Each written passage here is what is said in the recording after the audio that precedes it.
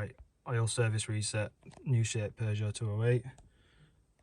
So what I'm on about is this light here, it should reset that. I've reset it already, so what you do is just turn the ignition off. You want to hold this button down on the stalk while you turn the ignition back on. It's a bit tricky to...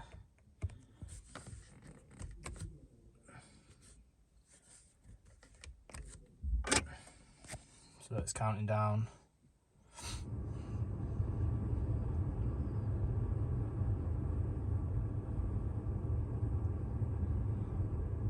Right, reinitialization done. Finger off the button. Ignition off. Start the engine and the light should go out. Yeah, so that's it. This is a 2020